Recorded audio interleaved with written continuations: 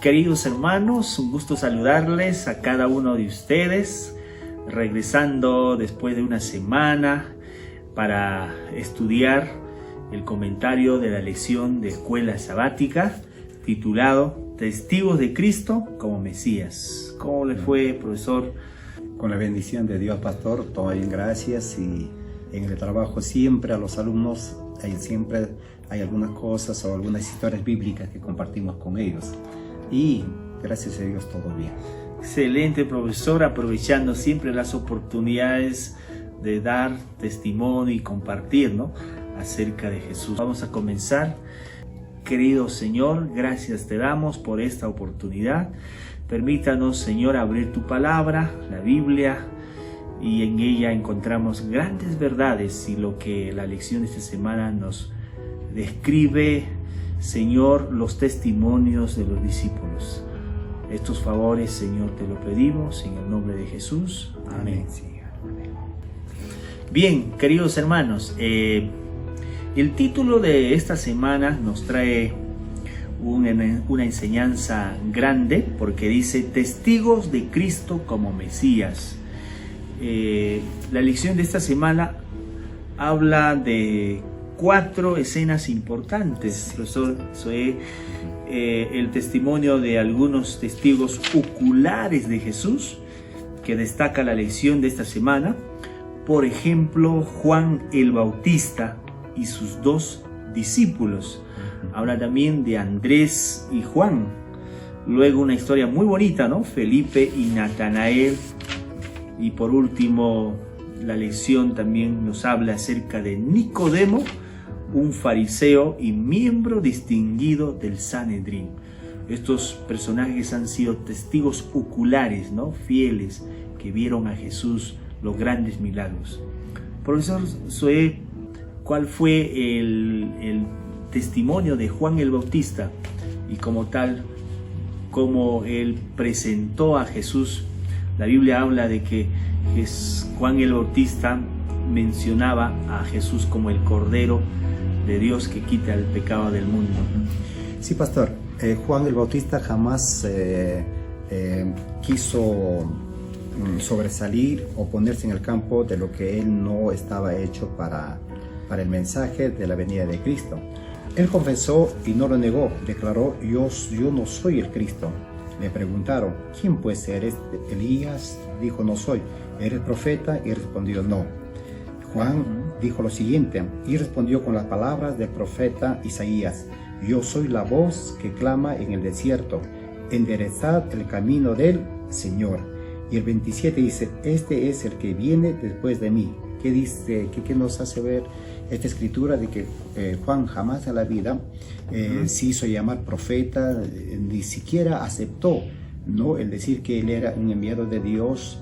¿Para qué? Para el perdón de los pecados. Él en su humildad declaró diciendo de que él vino acá a la tierra. ¿Para qué? Porque él era el que clamaba la voz en el desierto y clamaba de que Cristo el Salvador venía a esta tierra. Así es. Los líderes religiosos de esa época en realidad esperaban al Mesías, ¿no? Claro. Pero tenían un concepto diferente de la llegada del Mesías. Ya las lecciones anteriores describe aquello. Sin embargo, algunos decían que Juan el Bautista podría ser el Mesías. Por eso es que él, como ya mencionaste,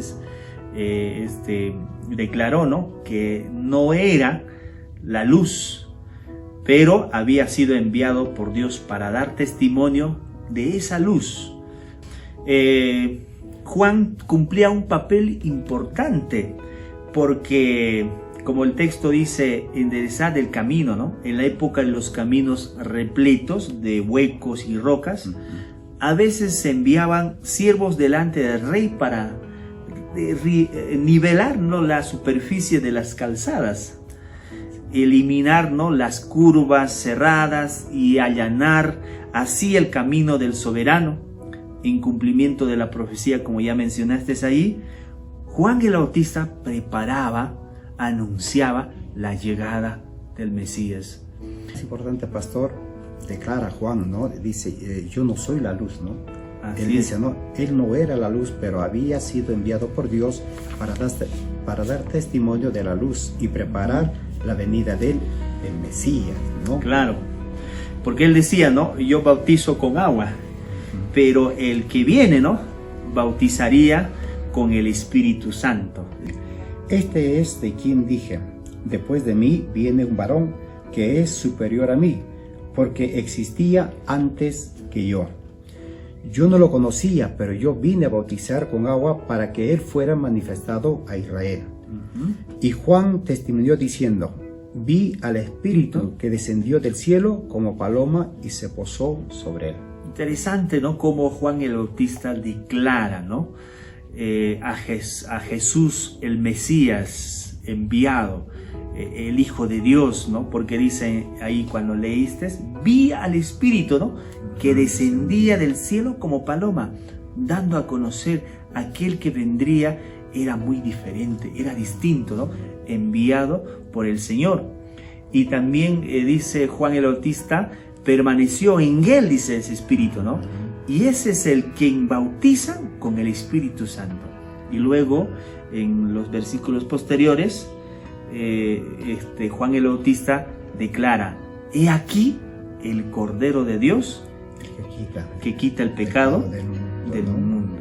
En ese contexto, no sé si puedes leerlo, 3:16, en ese contexto donde Juan, el escritor, declara, porque de tal manera amó Dios al mundo, ¿no? Que dio a su Hijo único, para que todo el que cree en Él no perezca, sino tenga vida eterna.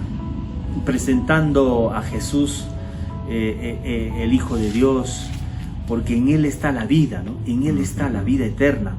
El deseo de todas las gentes, página 110, hay una cita muy interesante que queremos leer. Dice, cuando en ocasión del bautismo de Jesús, dice, Juan lo señaló como el Cordero de Dios. Una nueva luz resplandeció sobre la obra del Mesías. La mente del profeta fue dirigida a las palabras de Isaías, como cordero fue llevado al matadero. Aquel acto sacrificial que estaría cumpliendo Jesús en la cruz con su muerte, ¿verdad? Y así salvar a la humanidad. Sí, pastor, y acá también diciendo, Dios presentó a su Hijo como Salvador, ¿no? Entonces, qué gran amor del Padre, que nos dio a su Hijo el verdadero Cordero de sacrificio, ¿no? Ya que si nosotros vemos la vida, ¿no?, del pueblo de Israel, los corderos que mataban por los pecados, ¿no? Y hoy viene el verdadero Cordero para terminar el sacrificio de los inocentes corderitos, los animalitos, y el verdadero Cordero para dar la vida de todos nosotros como pecadores. Ahora vamos a tocar el tema de los dos discípulos de Juan. ¿Qué hicieron estos dos discípulos después de escuchar el testimonio de Juan el Bautista acerca de Jesús? Mira, pastor, lo que dice Juan 1:36, ¿no? Dice, dos discípulos de Juan Bautista estaban con él cuando Jesús pasó junto a ellos. Juan declaró, este es el Cordero de Dios. Los discípulos dejaron a Juan, ¿no?, el Bautista, para seguir a Jesús, reconociendo que era superior a Juan el Bautista y el cumplimiento de su mensaje que había dicho, este es el Cordero de Dios. Y la historia comenta, ¿no?, de que dejaron a Juan el Bautista y se fueron, ¿no?, atrás de Jesús, pidiendo y diciéndole, ¿dónde moras tú? Y Jesús no los negó y llevó a ellos, y de ahí empiezan a nacer estos dos personajes muy importantes para el discipulado de Cristo, ¿no? Hay bonitas expresiones, ¿no?, en el versículo 42 del libro de San Juan, en el capítulo 1, donde dice, y lo llevó a Jesús, y al mirarlo, Jesús le dijo, tú eres Simón, hijo de Juan, tú serás llamado Cefas, que significa Pedro. Entonces Jesús conocía, ¿no?, y comprendía a Pedro, el conocimiento profundo que Jesús tiene de las personas. Es un tema característico del Evangelio de San Juan. Al igual, Dios conoce nuestras vidas, Él sabe nuestras preocupaciones, sobre todo Él lee nuestros pensamientos. Y lo que me gustó bastante, pastores, dice, no, Dios conoce a todos. Así es. ¿No? Y mire, y conoce el interior del ser humano. Él sabe lo que estamos pensando, Él sabe lo que nuestro corazón siente por el Señor, Él sabe lo que nosotros queremos hacer, ¿no? Y así como le dijo a Pedro de frente, ¿no? Él ya sabía lo que Pedro pensaba de Cristo, ¿no? Entonces, sería muy bonito, pastor, de seguir estos ejemplos de estos primeros apóstoles del Señor. Si uno conoce a Cristo, si uno conoce a Dios, pues el mensaje es dejar todo ello y seguir atrás del Señor. Así es, profesor. Otro de los temas importantes en el escenario de la lección de esta semana tiene que ver con el testimonio de Felipe y Natanael. Natanael, al principio, cuando escuchó a Juan el Bautista decir: he aquí o he ahí el Cordero de Dios que quita el pecado del mundo, Natanael tenía ciertas dudas acerca de Jesús, porque vio en su rostro, porque vio a Jesús las huellas de un hombre cansado, de un hombre pobre. Incluso cuando Felipe le dice: hemos hallado a Jesús, ¿no?, de Nazaret, el hijo de José, porque sabemos que los judíos tenían una concepción diferente de la llegada del Mesías, ¿no?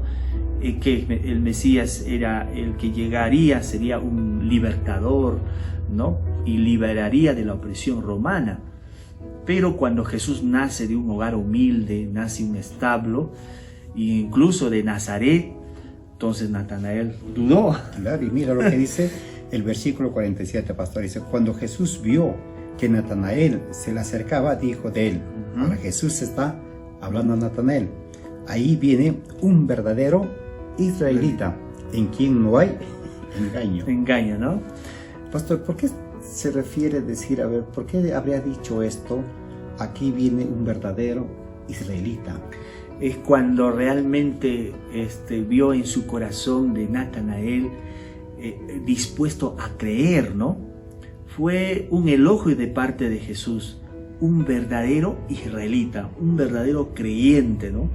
Porque Natanael, cuando él oraba debajo de la higuera, él, dice el libro de Hechos de las Gentes, que él estaba preguntando a Dios que verdaderamente el que vio, el que venía o el que era verdaderamente el Mesías. Entonces Natanael encuentra una respuesta en la oración debajo de la higuera. Por eso es que cuando Jesús le responde, le dice, respondió Jesús y le dijo, ¿no?, antes que Felipe te llamara, cuando estabas debajo de la higuera, te vi. Respondiendo Natanael y le dijo, ¿no?, Rabí, tú eres el Hijo de Dios, tú eres el Rey de Israel. Queridos hermanos, tal vez tenemos ciertos prejuicios en aceptar a Jesús o en creer. Es verdad que en este mundo que vivimos nos encontramos hacia barreras. Cuando caminamos nos encontramos en una pared. Cuando a veces nos encontramos en una situación difícil, en una enfermedad, que sea un problema grande, y queremos una respuesta pronta y a veces no encontramos esa respuesta y empezamos a dudar. Pero Dios conoce el profundo de nuestros corazones. Lo que nos debe llevar a la reflexión es de Natanael. Así como él, debemos caer a sus pies, debemos orar debajo de la higuera. Y así Dios pondrá sus ojos en nuestras vistas, como fue en Natanael. Muy bien, y llegamos a la última parte de la lección de esta semana. Es la historia de Nicodemo. Profesor, usted conoce muy bien esta parte de la historia, ¿no? Esto es algo sorprendente, ¿no, pastor? Mira que en el Sanedrín habían personas que creían en Cristo. No había división. Y lo más hermoso que siempre he tenido en mi cabeza es de que esa palabra, la conversación que tiene con Cristo, y le dice, ¿no? Y Cristo le dice, si quieres ser salvo, tienes que volver a nacer, ¿no? Y Nicodemo pues pensaba muy diferente a un pensamiento espiritual, ¿no? Pero lo más importante es que Dios le estaba mencionando de que para seguir a Cristo, nosotros tenemos que volver a nacer en nuestros actos, en nuestros pensamientos, cambiar nuestra forma de vida, aceptar al Señor, y eso es una parte del cambio que podemos tener cuando nosotros en sí aceptamos al Salvador. Y no cabe duda, dice la lección, de que la maravillosa herencia de los judíos, que se remontaba a Abraham, les ofrecía muchas ventajas, pero eso no era en sí mismo suficiente, ¿no? Por eso Jesús dijo a Nicodemo lo impensable, que él, un maestro, un dirigente en Israel, debería nacer de nuevo y del cielo y del alto, ¿no? Nicodemo consideraba las señales en sí como una prueba del origen divino de Jesús, pero no las veía como el cumplimiento de las profecías del Antiguo Testamento acerca del Mesías. En esa entrevista con Jesús, él realmente salió convencido y creó, ¿no? En Jesús, porque Jesús tocó su corazón. Y Jesús, cuando toca nuestros corazones, cuando Jesús va al interior de nuestra persona, es cuando ocurren las grandes transformaciones. Queridos amigos, quiero terminar con esta frase que le dijo Jesús a Nicodemo: lo que sabemos, hablamos, y lo que hemos visto, testificamos. ¿Cómo no testificar del amor de Cristo? ¿Cómo no testificar de los grandes milagros que Jesús hizo por nuestras vidas? ¿Y cómo no testificar de la pronta venida de Cristo? Que Dios los bendiga a cada uno de ustedes. Amén.